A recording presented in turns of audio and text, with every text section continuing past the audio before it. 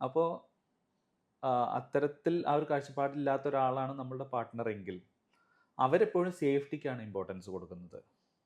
Concerned ആവും. അതെ, നമുക്ക് ചില കാര്യങ്ങൾ പറയാൻ പറ്റും. കാരണം പോസിറ്റീവ് കാര്യങ്ങളൊക്കെ ചിലപ്പോൾ നമുക്ക് പറയാൻ പറ്റും. ആ ചിലപ്പോൾ നമ്മൾ തന്നെ സഫർ ചെയ്ത് ഉള്ളിൽ കൊണ്ടുവരണം. ചിലപ്പോൾ നമ്മുടെ ടീമിനോട് പോലും പറയാൻ പാടില്ലാത്ത ഒരുപാട് കാര്യങ്ങൾ നമ്മുടെ ബിസിനസ്സിൽ ഉണ്ടാവാറുണ്ട് ചില ഉണ്ട്. സമയങ്ങളിലൊക്കെ. പലതും തുറന്നങ്ങ് പറയാൻ പറ്റില്ല. ഇതുപോലെ തന്നെ ഫാമിലിയിലും ചില സമയങ്ങളിൽ പറയാൻ പറ്റില്ല. കാരണം അത് കയറി വരുമ്പോഴേ നമുക്ക് ഇങ്ങനെയൊക്കെ ഉണ്ടായിരുന്നു, അതൊന്നും ഞാൻ പറഞ്ഞിട്ടില്ല എന്ന രീതിയിലൊക്കെ നമുക്ക് അവതരിപ്പിക്കാൻ പറ്റുള്ളൂ. അതെ. അപ്പോൾ ഇത്തരത്തിൽ കാര്യങ്ങളുണ്ട് എന്ന് എന്ത് ചെയ്യണം, നമ്മളെ പാർട്ട്നേഴ്സും മനസ്സിലാക്കിയിരിക്കണം. അതൊരു ഓവറോൾ വേയിൽ മനസ്സിലാക്കാന്നല്ലാതെ ഈച്ച് ആൻഡ് എവറിത്തിങ്ങിൽ പോയിട്ട് അവരെ ഇൻവോൾവ് ചെയ്യിക്കുക. അവർക്ക് എത്രയെന്ന് വെച്ചിട്ട് അവർക്ക് ഒരുപാട് അവരുടേതായിട്ടുള്ള പ്രശ്നങ്ങളില്ലേ, അതിലുണ്ടാവും, അത് പ്രശ്നങ്ങൾ ഉറപ്പാണ്. കൂടുകയുള്ളൂ. അപ്പൊ നമ്മൾ പ്രശ്നങ്ങളുണ്ടാവും. അറിഞ്ഞിരിക്കേണ്ട കാര്യങ്ങൾ ഷെയർ അറിയേണ്ട ചെയ്യുക മാത്രം എന്നുള്ളതാണ്. ഷെയർ ചെയ്യുക. ഷെയർ ചെയ്യുക എന്നുള്ളതാണ്. അപ്പൊ ചില ആളുകൾ, ചില മോട്ടിവേഷണൽ സ്പീക്കേഴ്സ് നമ്മളെല്ലാം ഭാര്യയോട് തുറന്നു പറയണമെന്നൊക്കെ പറയുന്നുണ്ട്. അവരും മനുഷ്യരാണ്. അവരുടെ ചെറിയ ചെറിയ പ്രോബ്ലംസും നമ്മളോടൊക്കെ തുറന്നു പറയുമ്പോൾ അവർക്ക് കേപ്പബിൾ ആയിട്ടുള്ള, സോൾവ് ചെയ്യാൻ കേപ്പബിൾ ആയിട്ടുള്ള ചില കാര്യങ്ങളാണ്. അപ്പം ഞാൻ എൻ്റെ വൈഫിൽ നിന്ന് എക്സ്പെക്ട് ചെയ്യുന്നത് ചെറിയ ചെറിയ കാര്യങ്ങളൊക്കെ ഷീ ഷുഡ് സോൾവ് ഇറ്റ്, അല്ലേ?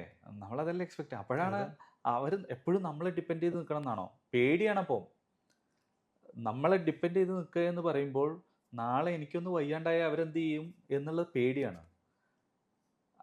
അതിന് പകരം അവർ കാര്യങ്ങൾ ടേക്കപ്പ് ചെയ്യുമ്പോൾ അതിൽ തെറ്റുകൾ ഉണ്ടെങ്കിൽ കൂടിയും അതവർ സോൾവ് ചെയ്യുമ്പോൾ സന്തോഷമാണ്. ഇതിപ്പോൾ വൈഫ് ബിസിനസ്സുകാരിയാവാം, അങ്ങനെയൊക്കെ തിരിച്ചൊക്കെ വരാം. ഇവിടെ എന്താ പറയുക, ഞാൻ പറഞ്ഞു വരുന്നത് ഹനീഫിക്ക, ഒന്ന് തിരുത്താം. വൈഫ് ബിസിനസ്സുകാരി ആണെങ്കിലും നമ്മൾ ബൈക്ക് ഓടിക്കുകയാണ്. നമ്മൾ ബൈക്ക് ഓടിക്കുമ്പോൾ അല്ലെങ്കിൽ നമ്മൾ വാഹനം ഓടിക്കുമ്പോൾ നമുക്ക് കംഫർട്ടബിളായി ചില റിസ്ക് ഒക്കെ നമ്മൾ എടുക്കും. അതെ, അല്ലേ?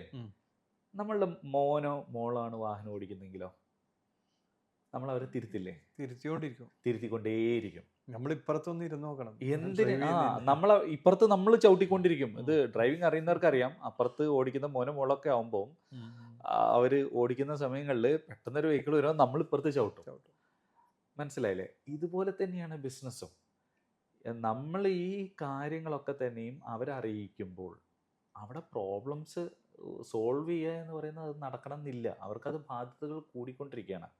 മറ്റുള്ളവരുടെ കാര്യങ്ങൾ വരുമ്പോൾ ഇപ്പം നമ്മളെ ഡിപ്പെൻഡ് ചെയ്യുന്ന ആളുകൾ നമ്മൾ ഈ റിസ്ക്, ഈ വണ്ടി ഇങ്ങനെ ഓടിക്കണമെന്ന് പറയുമ്പോൾ അവരപ്പുറത്ത് ഇങ്ങനെ ചവിട്ടിക്കൊണ്ടിരിക്കും.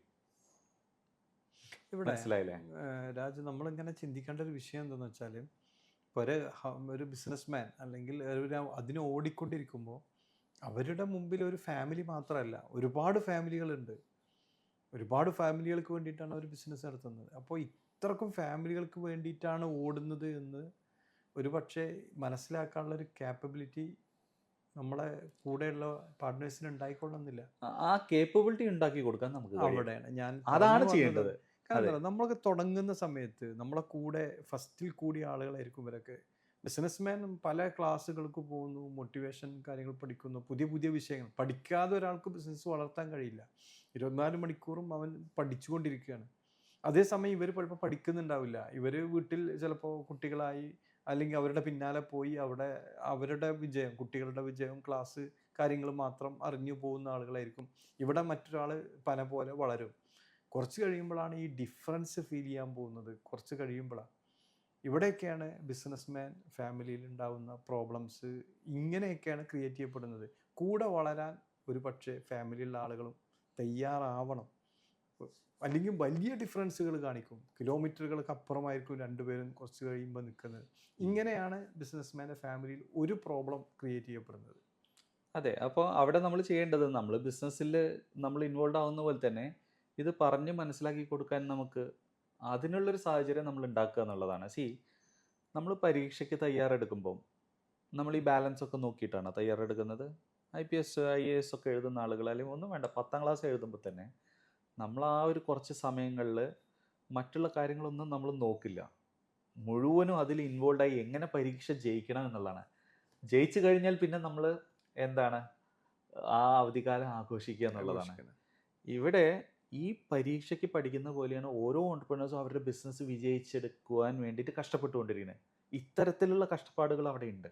അതെ, ആ കഷ്ടപ്പെട്ടാലേ നമുക്ക് അപ്പുറത്ത് സമ്പത്ത് കാലത്ത് തൈപത്ത് വെച്ചാൽ ആപത്ത് കാലത്ത് കാപത്ത് തിന്ന എന്ന് പറയുന്ന പോലെ ആ ഒരു പീരീഡിൽ നമുക്ക് ഒരു അതെ. ബെറ്റർ ലൈഫ്, പേഴ്സണൽ ലൈഫ് ആണെങ്കിലും ഉണ്ടാവുള്ളൂ. ഇപ്പം നമ്മൾ അതെ. ഏത് വലിയ പ്രശസ്തരായിട്ടുള്ള ആളുകൾ എടുത്താലും അവർ പറയുന്നുണ്ട് അവരുടെ യങ് ഏജിൽ 16 മണിക്കൂറും 15 മണിക്കൂറൊക്കെ അവർ അതിൽ ഉം. ഇൻവോൾവ് ആണ് അവരുടെ ബിസിനസ്സിലോട്ട് അത് വളർന്നു കൊണ്ടുവരാൻ വേണ്ടിയിട്ട്. അതെ.